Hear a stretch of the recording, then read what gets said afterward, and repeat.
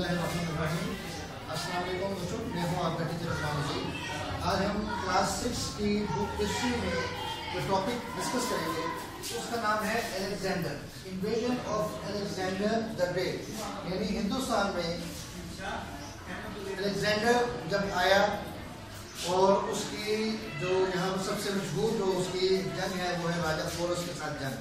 हम आज इसको डिस्कस करेंगे।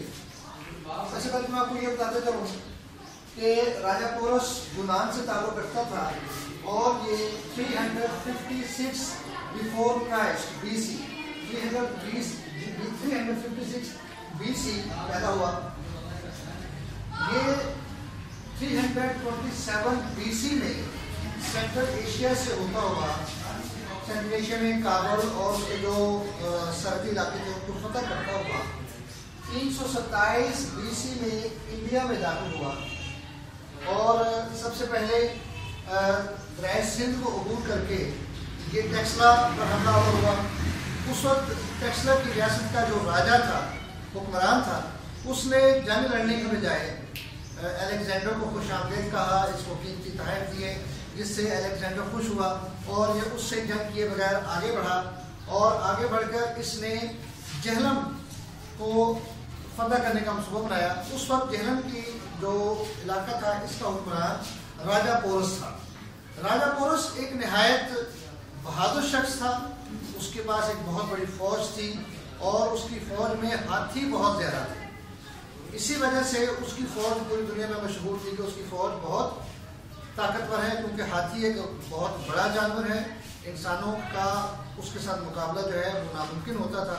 और चूँकि हाथी जो हैं ये बड़े सगीर पाक व हिंद में ही पाए जाते हैं ज़्यादातर, तो दूसरे मुल्कों की जो अफवाज आती थी उनके पास नॉर्मली हाथी होते नहीं थे, अगर होते थे तो कम होते थे। लिहाजा राजा पोरस के साथ उनका मुकाबला जो था वो बहुत मुश्किल होता था।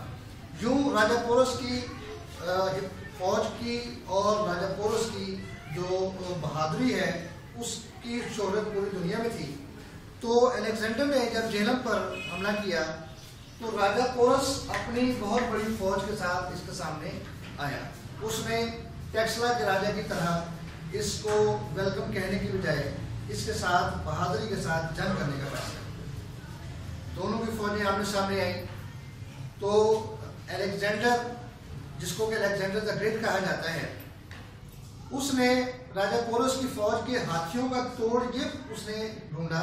उसने अपनी फौज को ये हिदायत दी कि राजा पोरस के हाथियों पर जितने ज़्यादा तीर बरसाए जा सकते हैं उस पर बरसाए जाए। और उसकी फौज ने उसकी हिदायत के मुताबिक बिल्कुल ऐसा ही किया। तीरों की कसरत की वजह से जो हाथी थे वो घबराकर वापस मुड़कर दौड़े और अपनी ही फौज को उन्होंने रौंद डाला और उन हाथियों की वजह से राजा पोरस की जो फौज थी वो बिखर गई, अफरा तफरी का शिकार हो गई।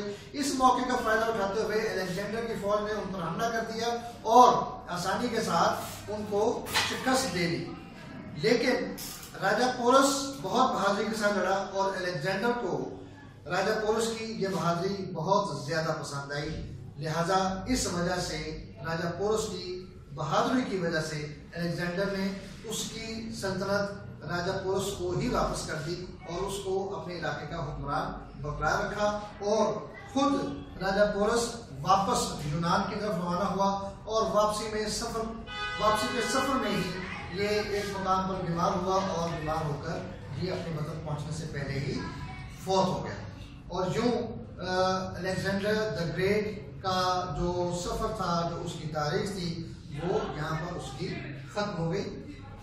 तो बच्चों, ये था हमारा आज का टॉपिक, जिसका नाम था invasion of Alexander the great, यानी हिंदुस्तान में अलेक्जेंडर की आमद और जो उसके हालात और वाक़यात यहाँ पर हुए वो मैंने मुख्तसरन आपके सामने पेश किए। और उम्मीद है कि आपको इसकी समझ आ गई होगी। कोई सवाल हो आपके जहनों में तो आप पूछ सकते हैं और जो इसकी डायरी है वो आपके ग्रुप में शेयर कर दी जाएगी। तब तक के लिए अल्लाह हाफ़िज़।